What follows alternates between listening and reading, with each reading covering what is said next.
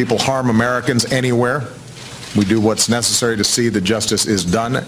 The people of Syria, whose story Jim Foley told, do not deserve to live under the shadow of a tyrant or terrorists. Well, that was President Obama on August 20th, speaking during his vacation about the murder of American journalist James Foley at the hands of ISIS terrorists. While he promised justice, he did not offer any kind of plan. He then left that speech and drove straight to the golf course. Over the next few weeks, another American, Steven Sotloff, was beheaded. More atrocities were committed, and the president's poll numbers began to plummet as support for a military intervention built right here in the United States.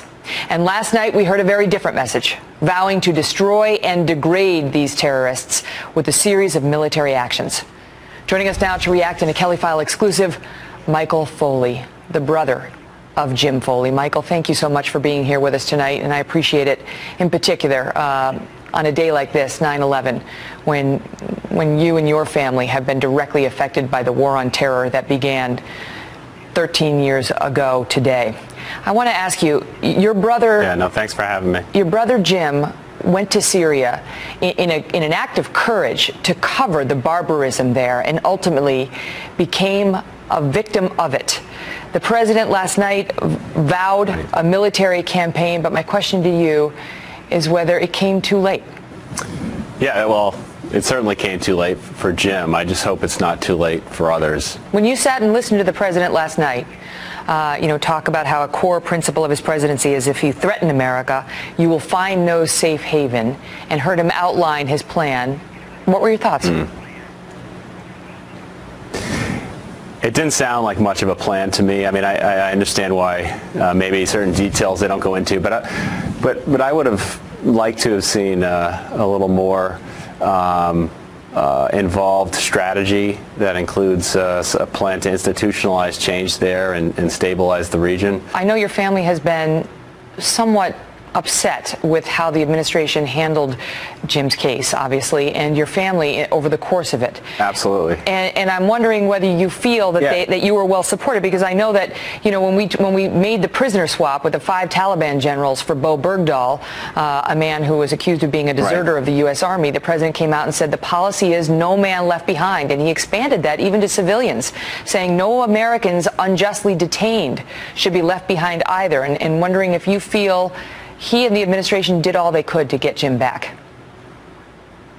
No, we're appalled by the situation. It went past not doing everything they could into they were actually an impedance. They got in our way, and that's what really bothers me to the core. I was specifically threatened by the Department of State about raising funds towards ransom demands for my brother. We were smart enough to look past it, but it slowed us down. We lost a lot of time trying to regroup. Wait, they didn't even want you to do it privately? I mean, it's one thing if the American government won't do it. That's been our long-standing policy, but they didn't even want you to do anything privately. Exactly. My parents believe strongly, family and friends. We've started a foundation. It's on freejamesfoley.org. It's called the James W. Foley Legacy Foundation, and it's aimed at assisting hostages and families of hostages, with navigating this web, fostering communication between nations. There was really no sharing of information.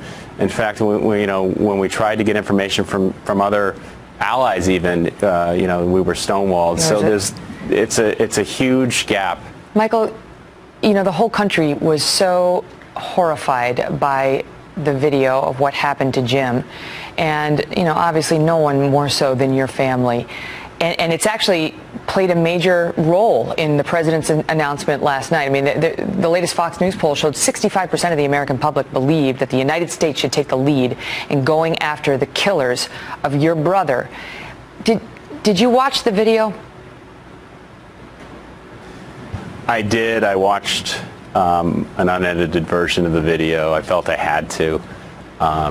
Jim's death means so much more than a catalyst for some of the U.S. action, but at least there is some comfort in that.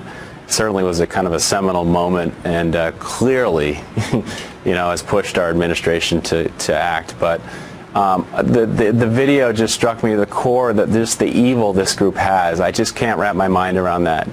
Jim was such a good person. I wish I could even come close to his approach to life. He really cared about the disadvantaged his entire career, from teaching in inner city Phoenix to working with mothers towards their GEDs in Chicago, and you know, all his work in the Middle East to bring light to the atrocities there. It was just a circumstance, an ending that I could have never imagined. You know, I know Pope Francis actually said that his death was an act of martyrdom, and his legacy that he leaves behind is that courage and that willingness to stand up in the face of barbarism and try to shine a light on it, which many journalists were too afraid to do. Michael, all the best to you and your family. Thank you so much for being here with us tonight.